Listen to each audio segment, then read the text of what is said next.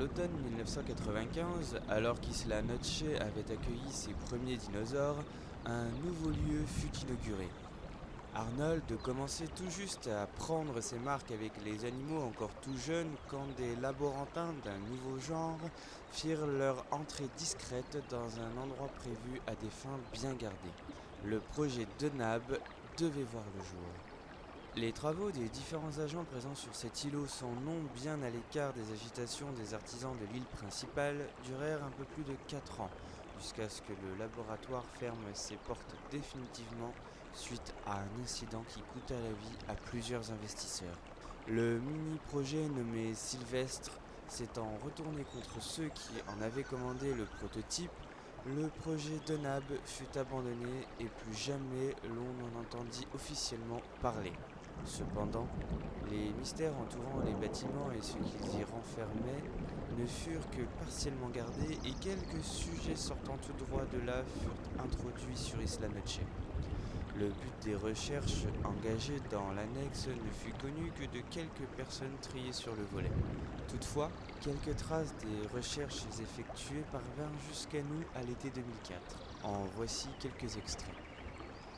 Dr Michel Dupré, Génétique Incorporation, 31 octobre 1995, objet, projet A.M.1 exposant.note 96.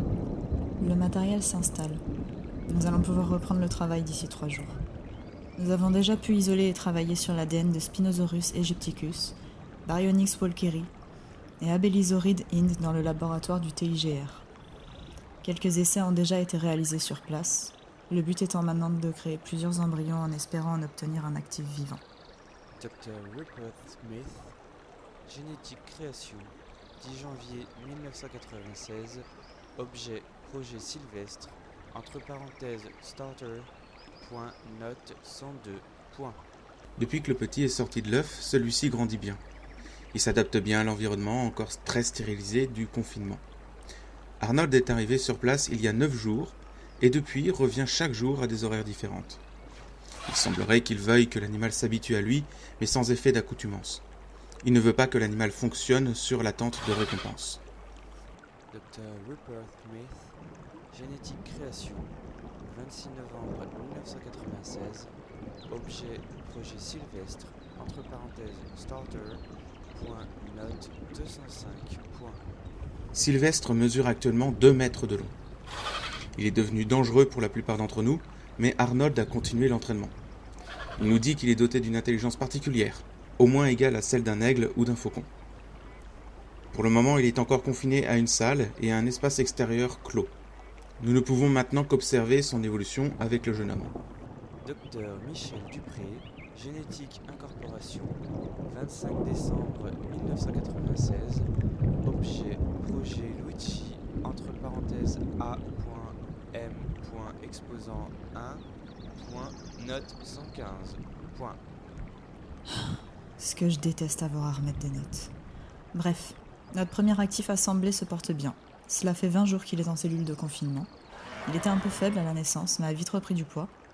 À la dernière pesée, il faisait 3 kilos. C'est une merveille. Dr Michel Dupré, Génétique Incorporation, 6 janvier 1997, note personnelle. Nous avons fait un pas de géant avec Luigi. Ce petit dinosaure composite nous projette dans un futur absolument extraordinaire. Depuis que l'ADN préhistorique a pu permettre de ramener des organismes éteints à la vie, il n'y a rien eu depuis qui pouvait rivaliser. Nous avons dépassé cela. Les grandes étapes ont été franchies avec ardeur avant de pouvoir ramener le premier dinosaure depuis son état de simple combinaison de bases azotées, obtenir un ADN plus ou moins complet, en connaître tout le cariotype, prendre un animal compatible génétiquement et qui morphologiquement puisse supporter celui qu'on veut faire revivre. En général, les gros oiseaux et les crocodiles font l'affaire. Obtenir un hybride F1, faire 2 individus différents pour les faire reproduire. Résultat, on a des actifs introgressés. La formule simplifiée donnerait donc individu B plus A égale un individu B avec fragment d'ADN de A. Avec cette introgression génétique, il a été possible de reproduire les individus et ensuite de pouvoir jouer sur les caractères pour ne pas en faire des clones parfaits. Nous sommes arrivés à un stade où il est devenu de plus en plus simple de produire du dinosaure et les étapes se raccourcissent. Les débuts de Patterson sont loin. La production en matrice artificielle est depuis une réalité. Nous voilà désormais face à la possibilité de combiner, mélanger, créer pour former une vie nouvelle. Pourvu que Luigi survive. C'est le premier, les chances sont minces. Arnold Goulding, attaché au comportement.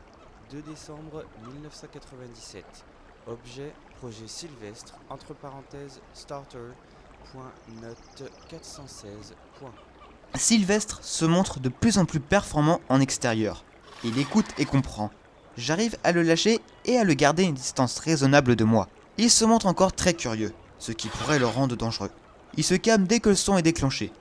Et je le laisse chasser parfois sur l'îlot. Lui faire porter sa coque est devenu quelque chose de banal à première vue depuis plusieurs mois déjà. Il a atteint sa taille adulte. Sa masse et ses mensurations ne semblent plus bouger depuis près d'1 an. Les 13 petits de la nouvelle portée sont en bonne santé. Leurs stats ne montrent rien d'anormal. Leur entraînement va pouvoir commencer. Arnold Goulding, attaché au comportement. 3 juillet 1998. Objet, projet Sylvestre, entre parenthèses, starter.note 642. Sylvestre est mort cette nuit de ses blessures. Une balle a traversé la coque juste derrière le crâne et a touché le cerveau. Il était déjà trop tard quand je suis arrivé. L'animal était en train déjà d'agoniser. Je ne peux expliquer ce qui s'est passé. Une frénésie soudaine? Un mauvais comportement des personnes autour? Manque de repères dans un environnement trop nouveau? Je n'ai pas de réponse précise à apporter. Fin. Note personnelle. J'ai vu son regard. Il était empli de plaintes et d'incompréhension, implorant comme s'il me demandait de mettre fin à ses souffrances. Il était allongé dans l'herbe. Le vent soufflait fort et les hommes autour hurlaient fort pendant que les services de secours s'agitaient de partout. Et lui, il était seul, allongé, paralysé et enfermé dans sa coque. Il s'est éteint sous mes yeux, après que je lui ai administré discrètement une dose létale de carfentanil. C'est toujours une déchirure que de dire adieu à un ami. Dr. Rupert Smith, génétique création, 4 juillet 1998. Objet, projet Sylvestre, entre parenthèses, end.note 408. Les 13 sont prêts à partir demain pour l'île. Leurs stats sont surveillés continuellement. Il semblerait qu'une des femelles montre des signes d'affaiblissement. Nous les surveillons toute la nuit.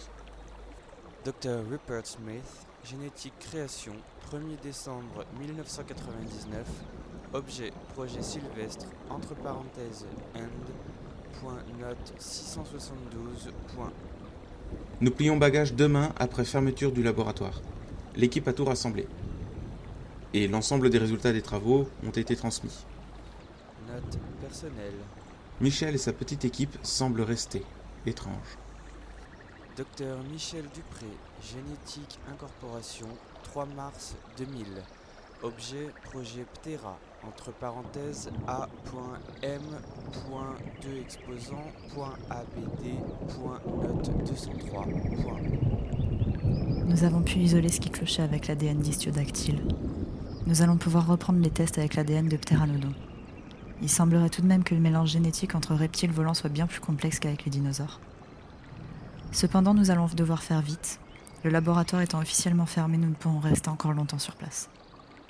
Dr. Michel Dupré, génétique incorporation, 3 avril 2001. Objet, projet Ptera, entre parenthèses A.M.2.exposant2.abd.note 500. Les 3 volatiles sont sortis de l'œuf. Il a fallu les mettre directement en cellule. Leur température avait tendance à vite chuter. Ces animaux semblent très fragiles. Dr. Michel Dupré, génétique incorporation, 5 juin 2001. Objet, projet Luigi, entre parenthèses A.M.exposant1.abd.note 1008. Luigi mesure 13 mètres de long. Il est en forme. Cela fait 2 ans et demi qu'il vit dans un semi-enclos. Il est prêt à être déplacé sur Isla Noche. Note personnelle. Mon équipe et moi sommes les seuls à être restés sur l'îlot avec Luigi et les Secam Pteranodon. Dans 10 jours, nous plierons bagages. On m'a promis un poste au Celera Genomics. Je vais pouvoir me pencher sur le génome humain. Arnold Goulding, attaché au comportement, 30 mars 2002. Objet V.X.note 34. La dernière femelle des 13 vient de mourir. Son sang et sa salive viennent d'être prélevés. Les mâles semblent très agressifs. Arnold Goulding, attaché au comportement, 20 juillet 2002. Objet bunker, entre parenthèses v.x.z note 26. Les mâles sont entrés sans trop d'encombre. Ils semblent accepter le système de nourrissage par filet.